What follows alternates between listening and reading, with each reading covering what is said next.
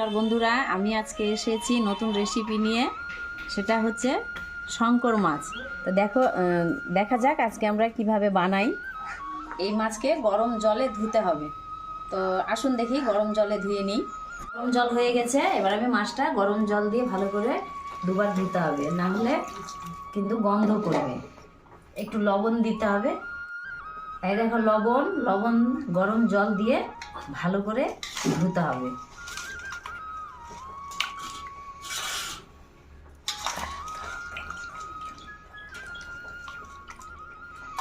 একবার ধোয়া হয়ে গেছে, আর একবার ধুচ্ছি, কারণ এই মাছটা 2-3 বার ধুতে হয়।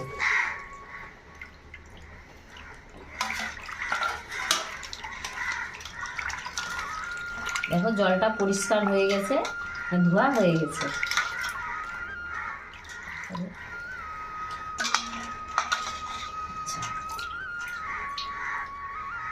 লবণ হলুদ দিয়ে মাখিয়ে রাখবো।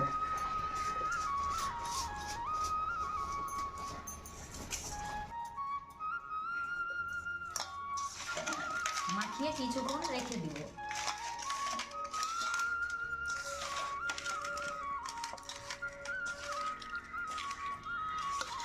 লবণ হলুদ তো মাখিয়ে রেখেছি, এবার একটু লেবুর রস দিয়ে মাখিয়ে নিব। তারপরে মাছটা আমরা সুন্দর করে ভেজে নিব।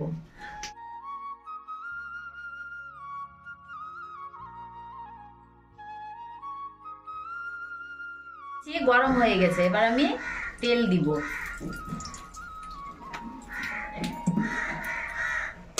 তেল গরম হয়ে গেছে, কড়াই গরম হয়ে গেছে, তেলও গরম হয়ে গেছে। এবার আমি মাছগুলো ছেড়ে দিব।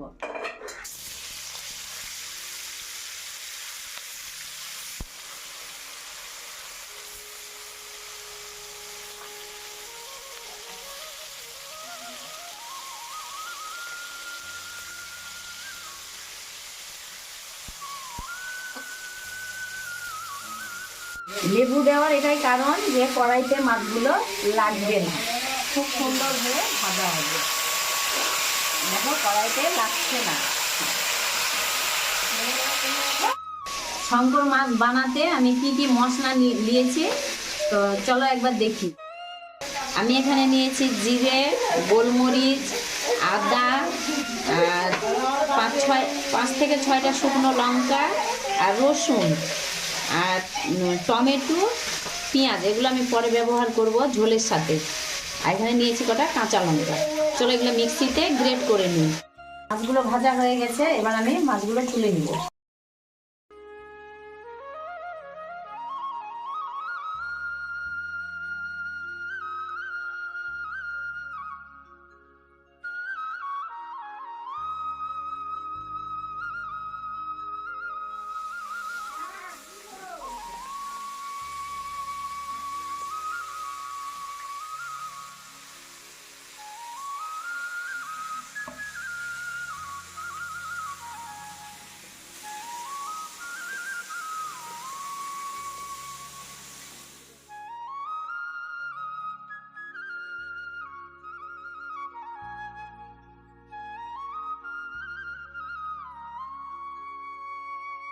আলুগুলোকে ভেজে নিব।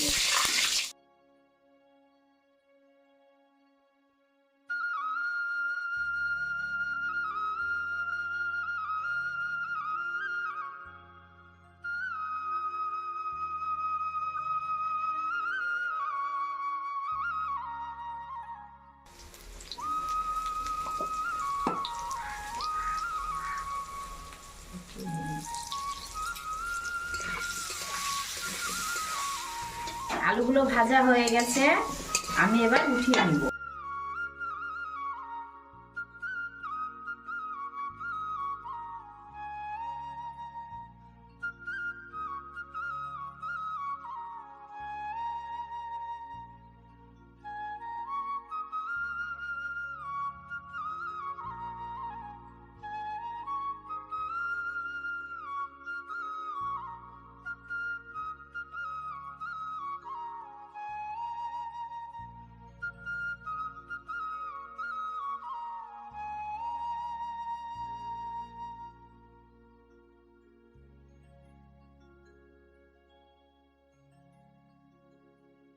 মশলাগুলো মিক্সিতে গ্রেট করে রেখেছি, মশলাটা এবার দিয়ে ভেজে নেব। পেঁয়াজগুলো ভাজা হয়ে গেছে, এবার আমি মশলাটা দিয়ে ভেজে নেব।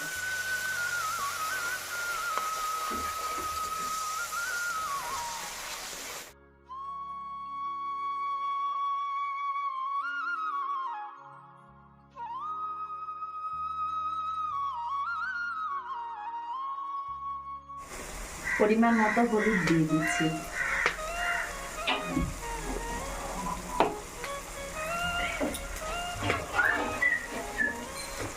স্বাদ মতো নুন ভেজে দিব।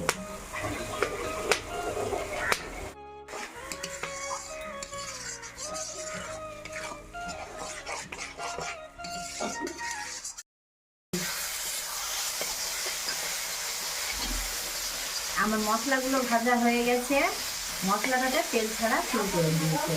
হ্যাঁ, তো এবার আমি ভাজা আলুগুলো দিয়ে দিব।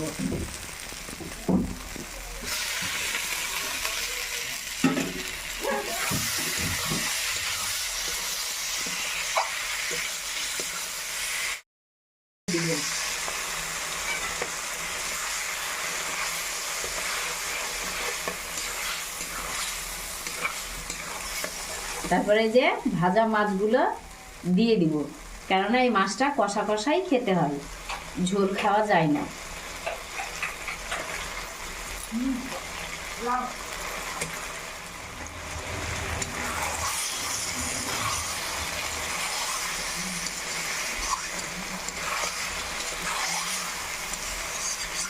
আর একটু ভালো করে কষিয়ে নেওয়ার পরে সামান্য একটু জল দিয়ে ফুটিয়ে নামিয়ে দিব, যেন ঝোলটা না থাকে।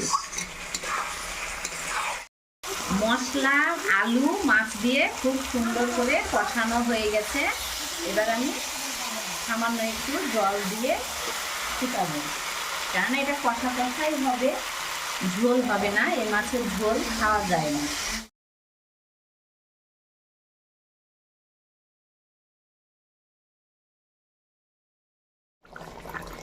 রান্নাটা প্রায় আমার হয়েই এসেছে, তো এবার আমি দিয়ে দিব ধনেপাতা কুচি।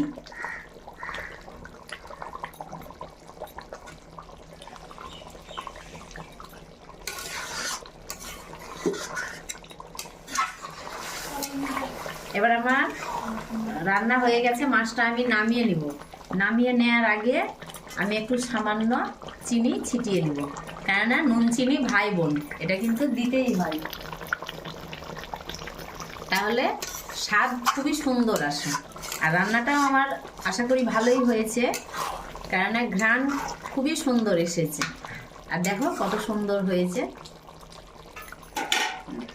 এবার আমি নামিয়ে দিব।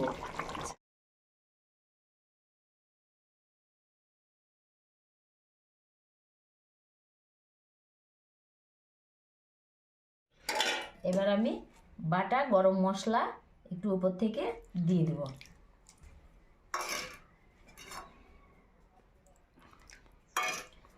আমার রেসিপিটা কমপ্লিট, আপনারাও বাড়িতে এইভাবে বানিয়ে দেখবেন। এবার আমার রেসিপিটা কমপ্লিট হয়ে গেছে, তো ভালো লাগলে আপনারাও বাড়িতে এইভাবে রান্না করবেন। আর যদি ভালো লাগে আমাকে একটা লাইক করবেন। আবার দেখা হচ্ছে অন্য কোনো রেসিপি নিয়ে।